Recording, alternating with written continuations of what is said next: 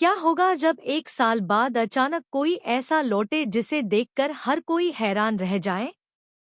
सोचिए, जिस वसुधा को सबने हमेशा सादगी और संस्कारों की मिसाल माना, अगर वही एक दिन बिल्कुल बदले हुए अंदाज में सबके सामने आ जाए तो क्या होगा? आज की कहानी में एक साल के लंबे अंतराल के बाद ऐसा ही चौंकाने वाला मोड़ आने वाला है। चंद्रिका की आंखें उस समय खुली की खुली रह जाएंगी जब वह वसुधा को एक नए रूप में देखेगी।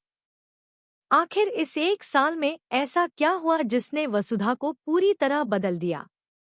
क्या यह बदलाव सिर्फ उसके पहनावे में है या फिर उसके दिल में भी कुछ बदल चुका है?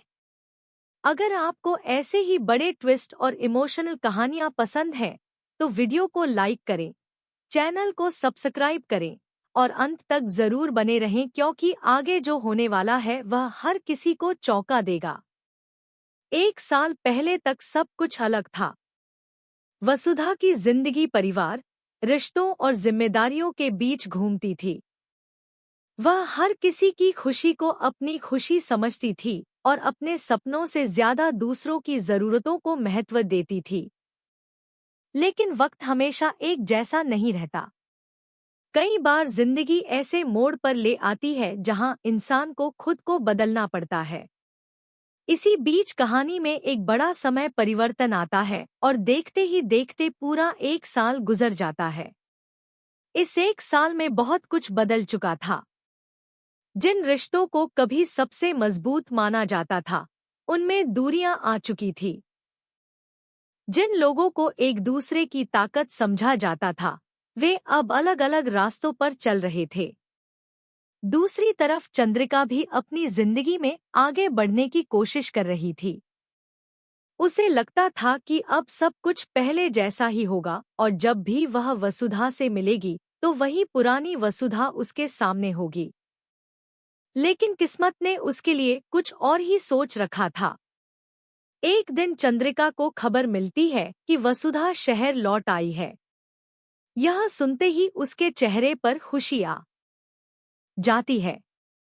वह सोचती है कि इतने लंबे समय बाद आखिरकार उसकी मुलाकात वसुधा से होगी। उसके मन में पुरानी यादें ताजा होने लगती हैं।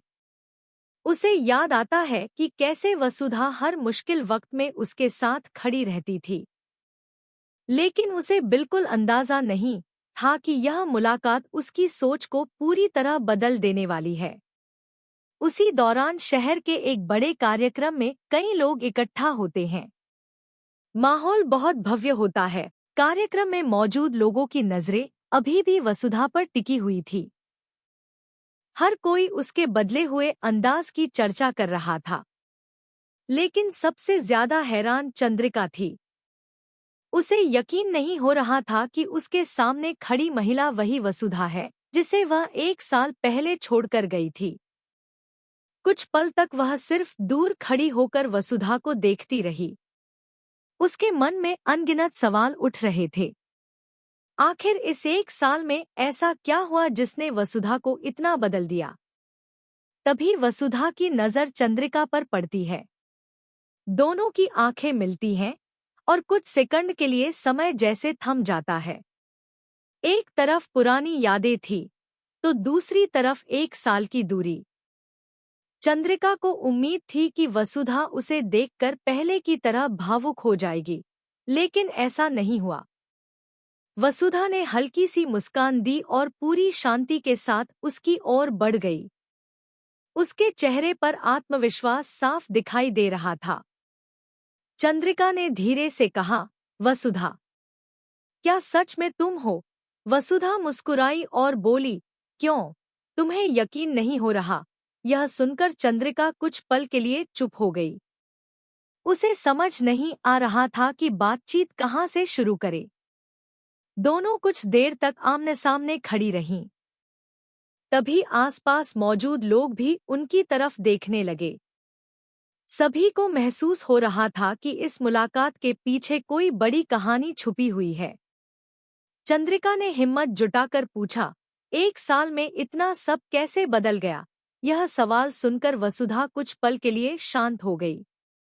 उसकी आंखों में एक अलग ही गहराई दिखाई दी। ऐसा लग रहा था जैसे वह उस बीते हुए समय को याद कर रही हो जिसने उसे बदलने पर मजबूर कर दिया था। उसने धीरे से कहा, कभी कभी जिंदगी हमें ऐसे सबक सिखाती है जिन्हें भूलना आसान नहीं होता। चंद्रिका उसके जवाब को सुनकर और ज्यादा उत्सुक हो गई। उसे महसूस हुआ कि इस बदलाव के पीछे कोई बड़ी वजह जरूर है।